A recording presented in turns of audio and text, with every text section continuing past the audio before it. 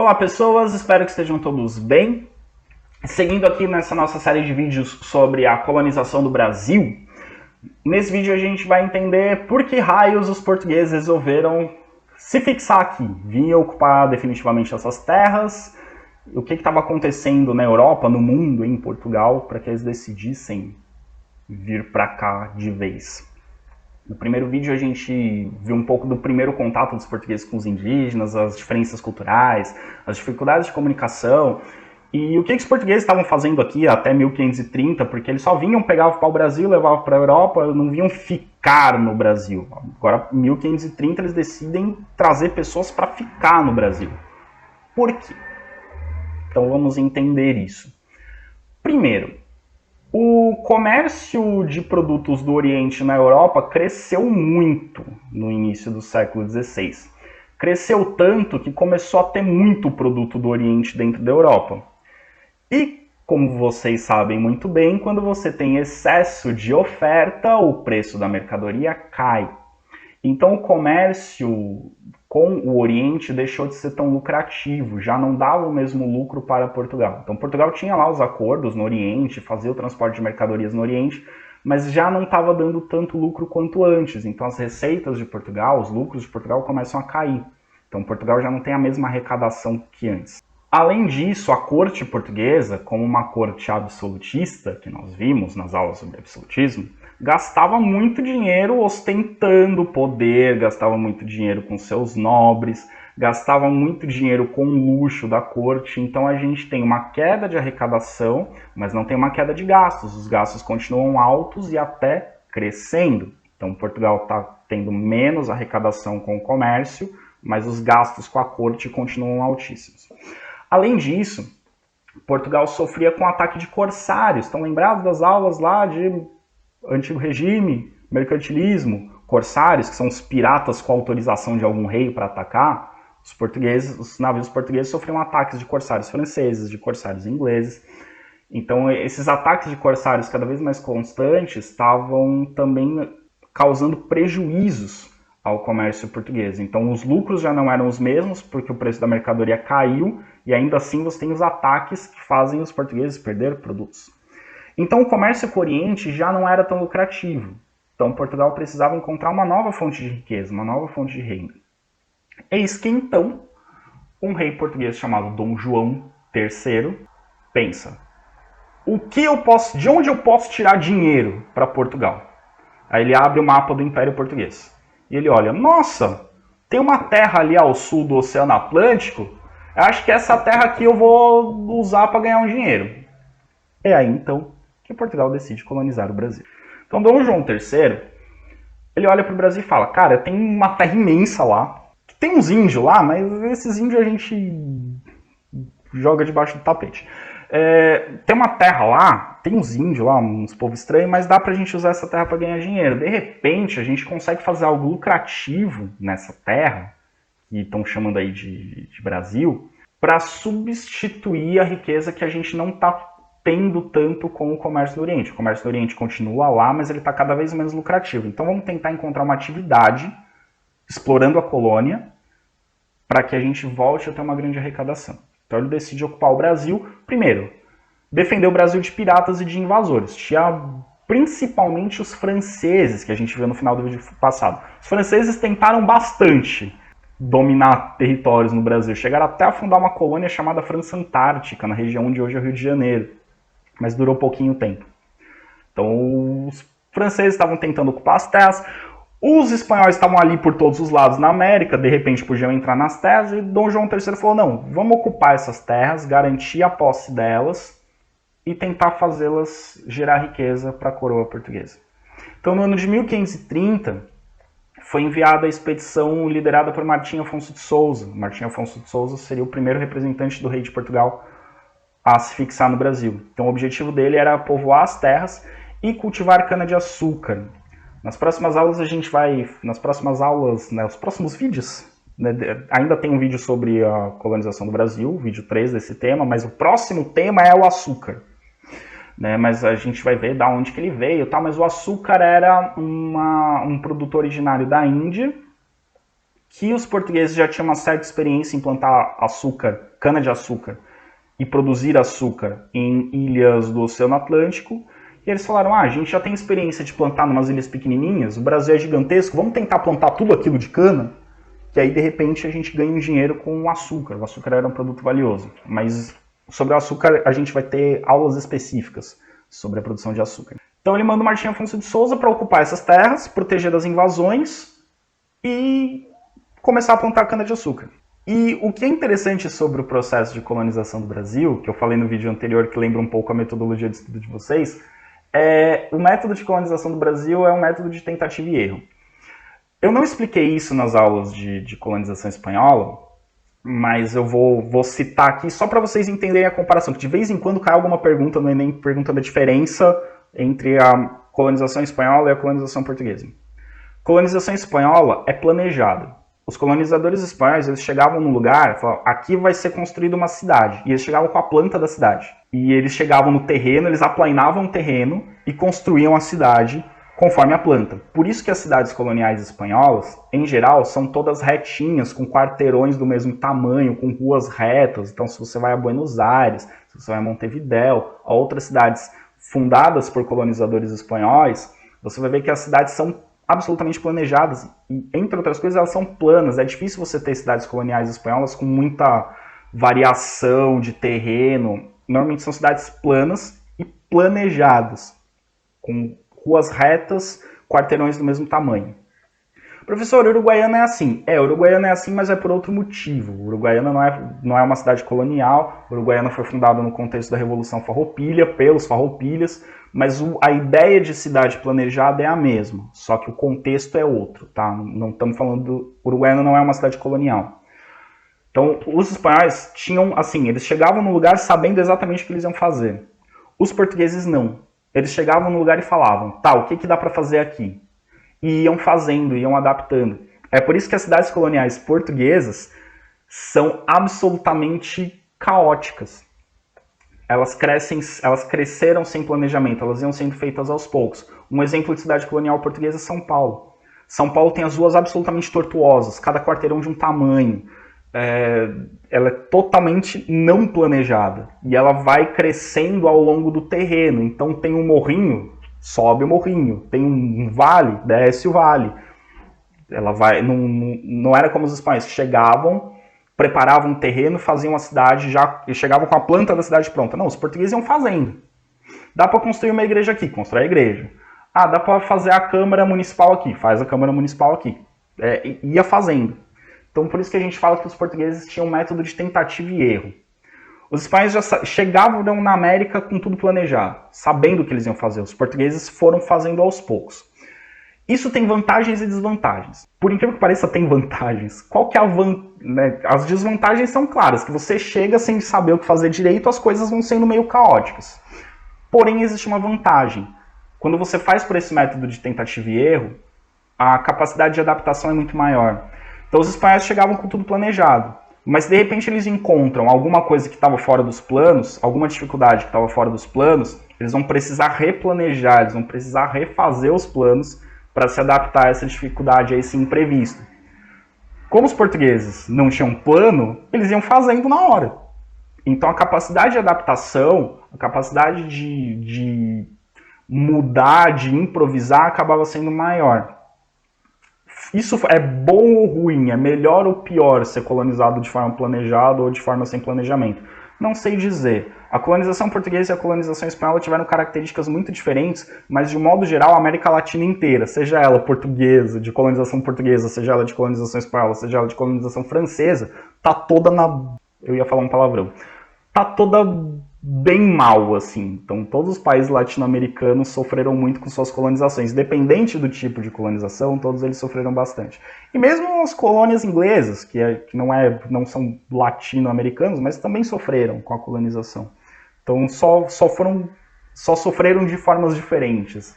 Não quer dizer que um método foi melhor do que outro. Vamos deixar claro esse conceito, pessoal, tá? Colonização. Eu já falei várias vezes, mas só para deixar ele bem fixado. O que é colonizar? Colonizar, você coloniza um território quando você ocupa e explora economicamente. Até 1530, Portugal explorava o Brasil, mas não ocupava, não vinham portugueses morar no Brasil.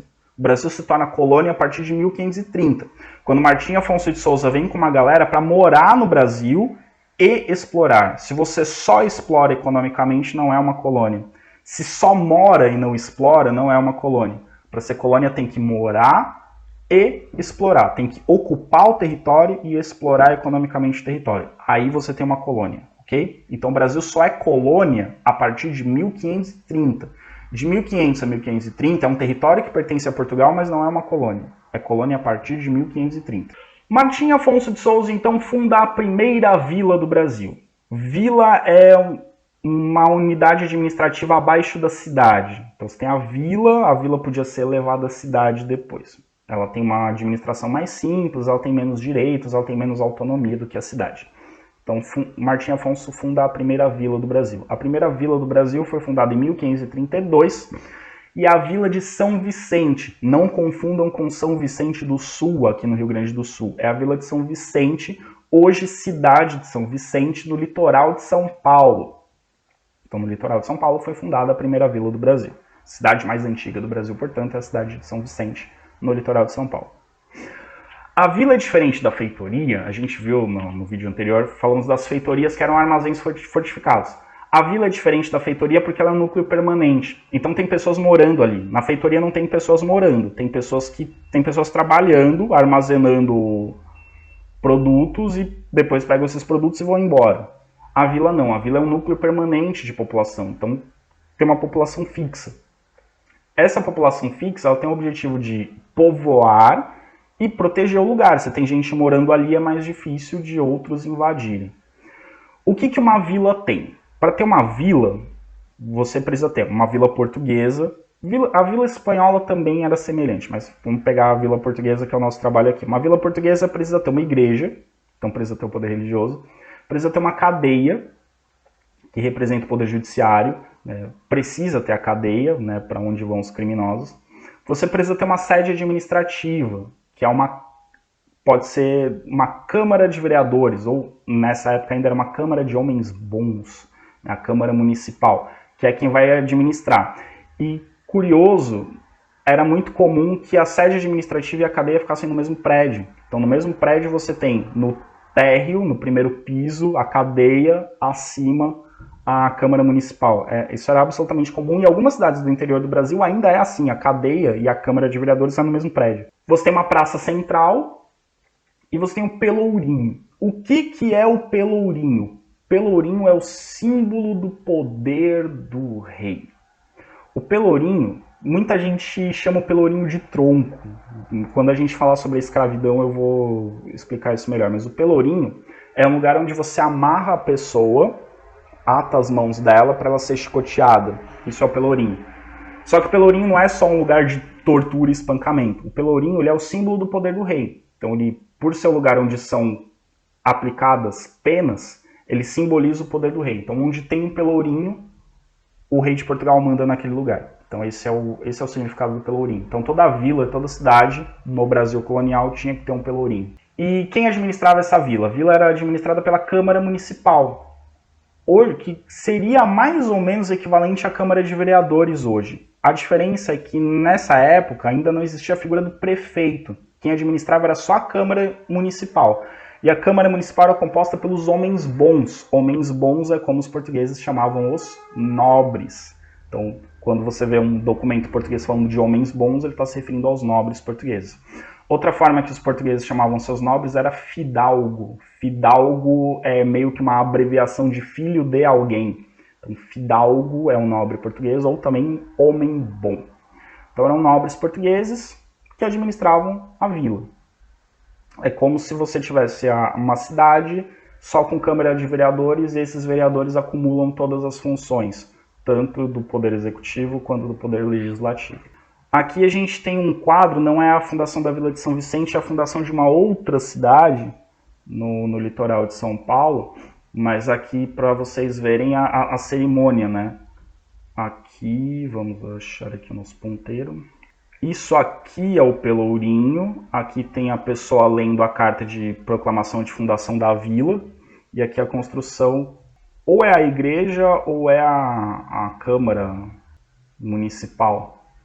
Mas aqui, né, lê-se no Pelourinho a carta, né, do rei instaurando, né, permitindo a fundação da vila. Então essa é a cerimônia de fundação de uma vila. Pois bem, então qual a metodologia que os portugueses usaram para colonizar o Brasil? Como eu disse, era tentativa e erro. Então eles tentavam um jeito, deu certo, continua, deu errado, muda. E vocês vão ver que aí ao longo do século XVI eles tentaram várias coisas porque sempre ia dando errado. Primeira tentativa, primeira forma de colonizar o Brasil, através da concessão de sesmarias. O que é uma sesmaria? Sesmaria é um lote de terra.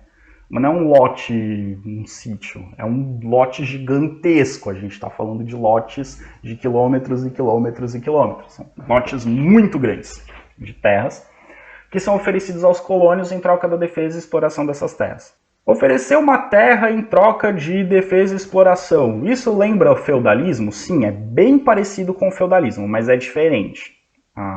As sesmarias, o sistema de sesmarias e o sistema de capitanias hereditárias que a gente vai ver daqui a pouco, eles lembram bastante o feudalismo, mas não é a mesma coisa. Daqui a pouco a gente vai entender por que não é a mesma coisa. Então o rei oferecia para um colono, para um nobre português, falou: ó, nobre, você quer ir para o Brasil? Eu te dou terra, uma terra bem grande. E a sua obrigação é defender e explorar. Explorar economicamente, fazer essa terra dar lucro. É sua, top. Vai lá. Quer dizer, não é sua. Você tem o direito de fazer o que quiser, mas a terra continua sendo minha, tá? Mas eu te dou o direito de explorar do jeito que você quiser. A sua única obrigação é defender e fazer essa terra dar lucro. Aí o sesmeiro, que é o cara que recebe a sesmaria, ele se comprometia, né, não só em defender a terra, mas a tornar essa terra produtiva em 5 anos. Então ele tinha um prazo de 5 anos para fazer essa terra gerar riqueza. E ele também tinha que pagar impostos para o rei proporcionais às riquezas que ele estava gerando. Então, era um negócio, parecia, assim, a princípio, parece um negócio interessante. Você recebe as terras, aí você tem um prazo de 5 anos para fazer essas terras lucrarem, e você vai pagando imposto para o rei. A contrapartida é você defender essas terras. Afinal de contas, né, o maior interessado em defendê-las é você. Né? Você não vai, vou fazer gerar lucro aqui e deixar os franceses invadirem. Não.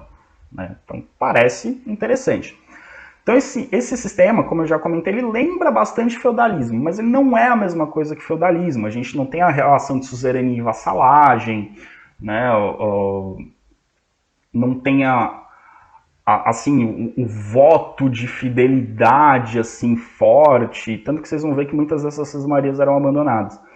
Mas lembra algumas coisas do feudalismo.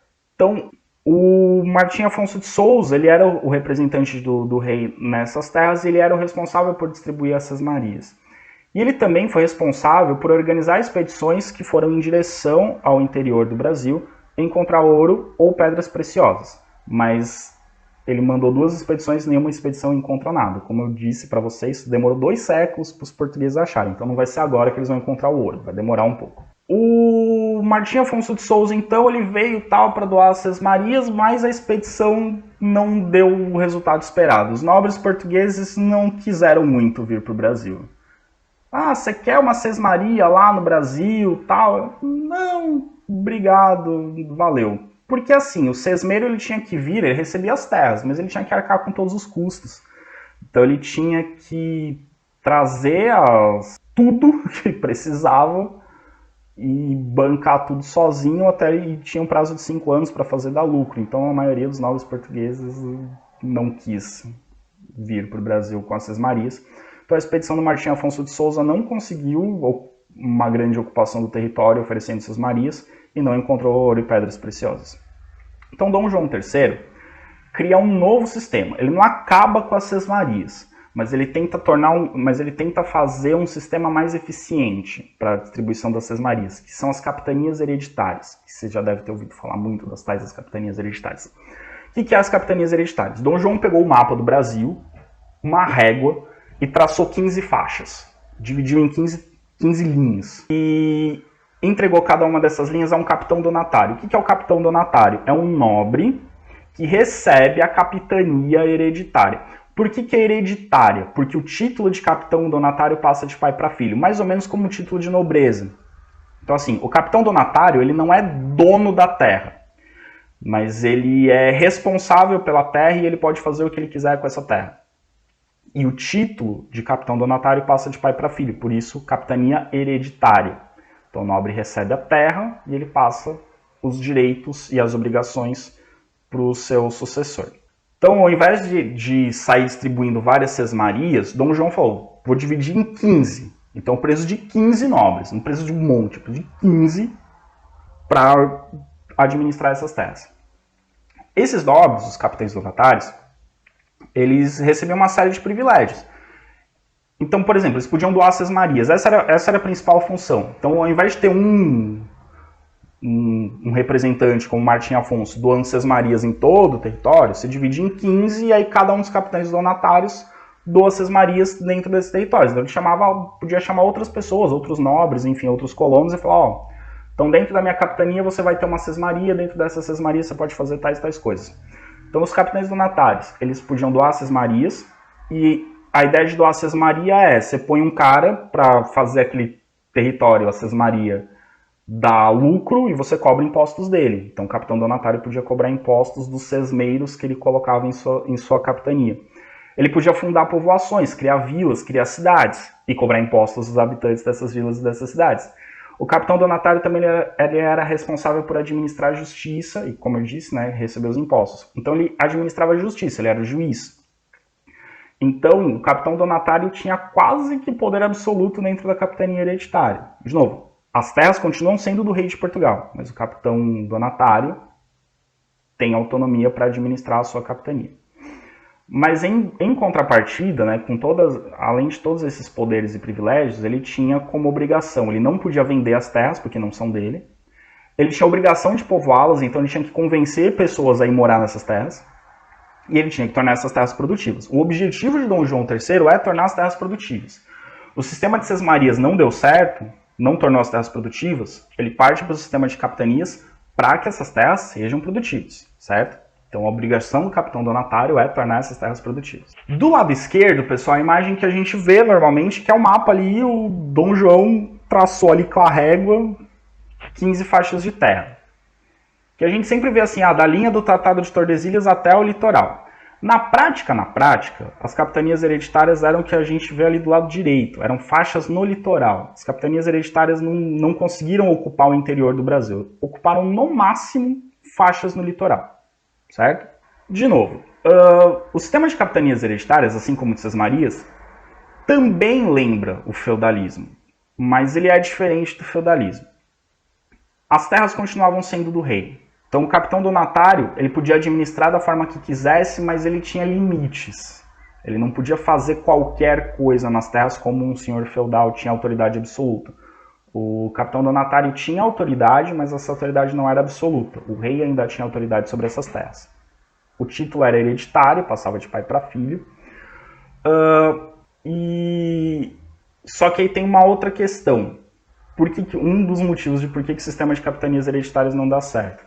Todos os custos da capitania hereditária ficavam com o nobre. Então o rei falava assim, vou te dar a capitania para você administrar. Aí você tem lá todas as obrigações, todos os privilégios, mas assim, se vira.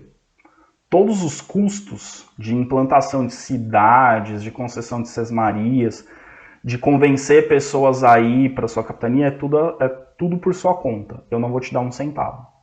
Eu estou te dando a terra já estou te dando o território.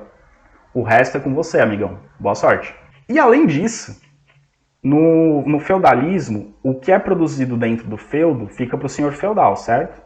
No sistema de capitanias hereditárias, o que é produzido dentro da capitania pertence ao rei. Então é o rei que decide o que vai ser feito. Se vai ser distribuído, se vai ser vendido, se vai ser uma parte da produção vai ser recolhida em forma de impostos. Então o que é produzido na capitania pertence ao rei. Uma parte, claro, vai ser dada como pagamento tal, aos serviços do capitão donatário. Mas tudo que é produzido na capitania continua pertencendo ao rei. Então, assim, por essas diferenças, a gente diz que o sistema de capitanias é muito parecido com o feudalismo, porque tem essa coisa do rei conceder o título, conceder a terra, pedir para ajudar a povoar, pedir para ajudar a defender, mas não é a mesma coisa que o feudalismo. A gente já está na Idade Moderna, a gente já está numa outra época. Então, o sistema econômico agora é o mercantilismo. Então, toda a economia ela é voltada para o comércio. Não estamos mais pensando em feudalismo, tudo bem? Então, lembra as práticas do feudalismo, mas não é a mesma coisa, é diferente do feudalismo. Cada capitão donatário, ele podia administrar suas terras como quisesse. Então ele podia adotar os próprios métodos, criar as próprias formas de atrair pessoas para morar nas suas vilas, nas suas cidades, nas suas sesmarias, dentro da sua capitania. Alguns capitães donatários perceberam que estava difícil convencer os portugueses a sair de Portugal e vir morar no Brasil. Além disso, como eu já disse para vocês, Portugal é um país muito pequenininho. Mesmo que toda a população de Portugal viesse para o Brasil, não ia ter como ocupar o Brasil inteiro. Porque Portugal é um país muito pequeno, o Brasil é um território muito grande. Então, alguns capitães donatários tiveram a brilhante ideia de trazer índios para morar nas suas vilas e nas suas cidades. Tá, tem um monte de índio aqui, vou pegar esses índios e ocupar as terras. Então eles estão aí espalhados nas suas comunidades, nas suas aldeias, vou trazer eles para morar nas minhas cidades, nas minhas vilas, para trabalhar nas minhas fazendas, aqui ocupar a minha sesmaria, fazer minha sesmaria ser produtiva. Então não vou trazer gente de Portugal, vou pegar os índios que estão aqui mesmo. E aí ele chegava pro índio e falava assim, ó, vem morar na minha cidade, aqui você vai ser livre, você vai ter um bom pagamento, você vai ter, enfim, você vai ter uma série de benefícios aí e vai gostar de morar na minha cidade. Aí alguns indígenas falavam, ah, legal, vou fazer essa experiência aí, vou sair da minha aldeia, vou morar aí na sua vila, ou trabalhar na sua fazenda aí, tá oferecendo umas coisas legais aí, vamos aí trabalhar.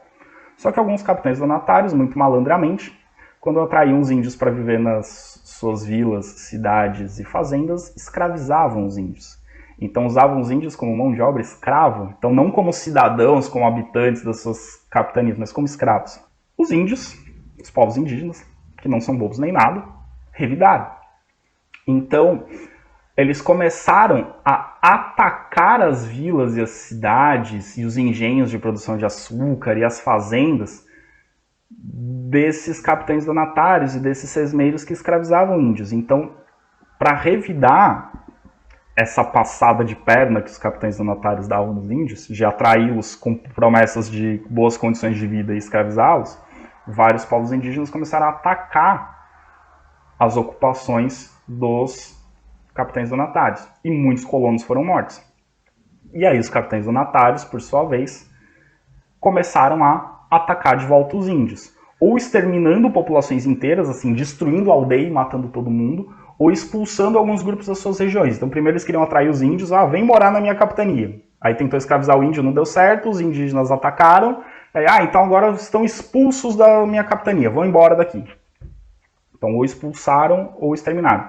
Por isso que o litoral brasileiro, que é onde as capitanias estavam de fato ocupando, começaram a ter cada vez menos índios. Porque ou eles eram mortos, seja pelas doenças, que a gente já viu que as doenças eram o principal fator de mortalidade indígena, as doenças que vinham da Europa, seja pelas guerras, né, por esses extermínios, ou pela expulsão, né, os grupos indígenas eram atacados e iam cada vez mais para o interior. Então o litoral começou a ter cada vez menos indígenas e as populações indígenas começaram a se concentrar mais no interior do Brasil. Pois bem, método de capitanias hereditárias, um dos motivos de dar errado é que eles resolveram ser mau caráter com os índios. Resolveram escravizar os índios e os índios falaram, não aceito isso não, tá errado isso aí. E aí começam, quando começa o sistema de capitanias hereditárias, que começam os conflitos entre portugueses e indígenas. Porque os portugueses resolvem explorar os indígenas. Não tem mais aqueles acordos do período pré-colonial. Agora é exploração mesmo, é tentativa de escravidão. E aí começam os conflitos, as animosidades entre portugueses e indígenas. Esse sistema das capitanias hereditárias também não dá certo. Primeiro, os ataques indígenas se tornam constantes. Se torna meio que inviável construir vilas e cidades porque os índios estão atacando. Os índios não estão aceitando essa presença portuguesa, entre outros motivos porque os portugueses querem escravizar os índios. Segundo, falta de recursos dos donatários. Como eu disse, eles tinham que vir arcar com todas as despesas. E assim, você criar quase que um país. As capitanias, cada uma das capitanias hereditárias, a menor das capitanias hereditárias, era muito maior do que Portugal. Então, você meio que fundar um país com seus recursos próprios, você tem que ter muito dinheiro. E em Portugal não tinha tanta gente assim com tanto dinheiro. Não tinha 15 pessoas com esse dinheiro todo. E também falta de interesse dos donatários. Teve capitania hereditária que o donatário nem veio para o Brasil. Ele recebeu a capitania, falou, obrigado, rei, daqui a pouco estou indo lá, e nunca veio. Teve capitanias que foram doadas e nunca foram ocupadas. no Brasil. Outro problema, grande distância entre o Brasil e Portugal e entre as povoações no Brasil. Então você tinha uma capitania que fundava uma vila. Aí vários quilômetros depois você tinha outra vila. Vários quilômetros depois você tinha outra. Então essas vilas eram muito distantes umas das outras. Elas não conseguiam se ajudar, não conseguiam estabelecer comércio, não conseguiam se ajudar a defender. Isso dificultava muito também a sobrevivência dessas vilas. Com o resultado, só 2 capitanias prosperaram. A capitania de São Vicente conseguiu estabelecer ali alguns colonos, distribuir sesmarias, fundar algumas fazendas.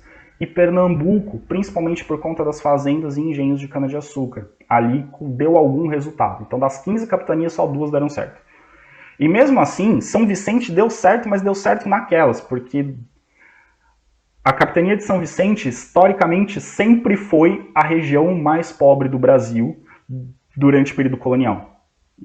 Que, aliás, a capitania de São Vicente é que dá origem ao estado de São Paulo. A região onde hoje é São Paulo, que hoje é o estado mais rico do Brasil, sempre foi a região mais pobre do Brasil. Então, assim, São Vicente deu certo, mas deu certo naquelas. Assim, deu certo porque conseguiu fixar uma população e defender o território, mas não virou um lugar próspero. Tinha uma população fixa ali, conseguiu fixar uma população, mas uma população pobre. Onde deu certo, assim, de prosperidade econômica foi Pernambuco. E as outras capitanias, nem uma coisa nem outra. Então, o que os portugueses fizeram? Desistiram, voltaram para Portugal, devolveram o Brasil para os índios? Não. Tentativa e erro. Não deu certo sesmarias, não deu certo capitanias hereditárias. Vamos tentar uma outra metodologia. O governo geral, que a gente vai ver no próximo vídeo. Até mais.